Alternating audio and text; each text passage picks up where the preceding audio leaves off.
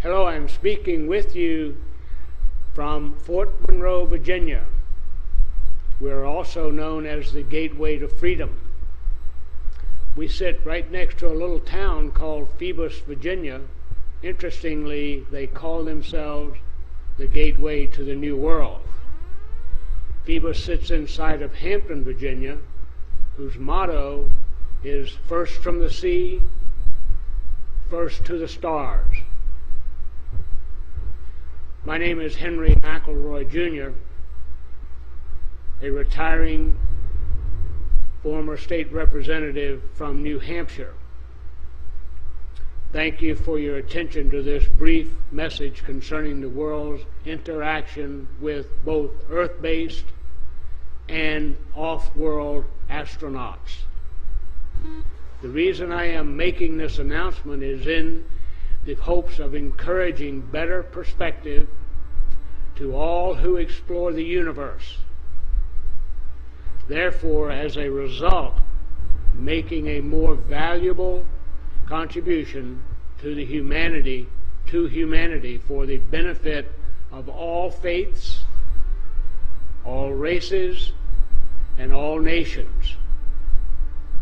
Another reason I am here today is because I believe in the foundational wisdom of our nation, which was laid down by our founding fathers, and because we know that highly advanced knowledge and information can assist human beings in solving various problems, both in current times and in our future. When I was in the New Hampshire State Legislature, I served on the State Federal Relations and Veterans Affairs Committee. It was apparently important that as a representative of the sovereign people who had elected me to this honorable office, that I be updated on a large number of topics related to the affairs of our people and our nation. As I understood it, some of those ongoing topics had been examined and categorized as federal, state, local development, and security matters. These documents related to various topics, some of which spanned decades of our nation's history. One of those recurring topics is the reason I am addressing you this evening. I would like to submit to our nation my personal testimony of one document related to one of these ongoing topics, which I saw while in office serving on the State Federal Relations and Veterans Affairs Committee. The document I saw was an official brief to President Eisenhower. To the best of my memory, this brief was pervaded with a sense of hope, and it informed President Eisenhower of the continued presence of extraterrestrial beings here in the United States of America. The brief seemed to indicate that a meeting between the President and some of these visitors could be arranged as appropriate if desired. The tone of the brief indicated to me that there was no need for concern, since these visitors were in no way causing any harm or had any intention whatsoever of causing any disruption then or in the future. While I can't verify the times or places or that any meeting or meetings occurred directly between Eisenhower and these visitors, because of his optimism in his farewell address in 1961, I personally believe that Eisenhower did indeed meet with these extraterrestrial off-world astronauts.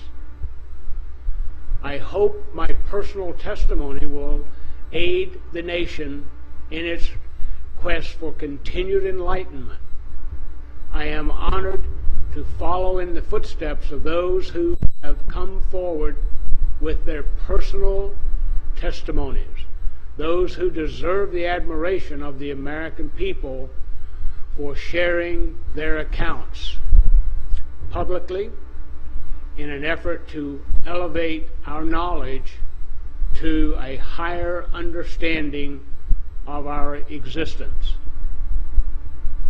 People such as former astronaut John Glenn, Edgar Mitchell, Gordon Cooper, and Buzz Aldrin, just to name a few. Former Presidents Ronald Reagan and Jimmy Carter, Captain Bill Newhouse of the United States Marine Corps, Lieutenant Colonel John Williams of the United States Air Force, Colonel Philip Corso, Sr. of the United States Army, Commander Graham Bethune of the United States Navy, along with David Hamilton of the Department of Energy, Donna Hare of NASA, and James Coop of the National Security Agency. I would also like to thank the countries of France, Brazil, Britain, Russia, Italy, Denmark, Sweden, Norway, New Zealand, and our neighbor to the north, Canada, Uruguay, and Australia, for also opening their files to the citizens of their countries and allowing them access to information that is so very important to the evolution of humanity. I thank you for allowing me this opportunity to have a small part in doing the same by sharing the information I have given you today. Thank you very much.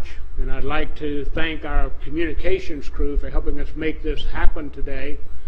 And I'd also like to authorize distribution of this video for anyone who wants to use it for educational purposes.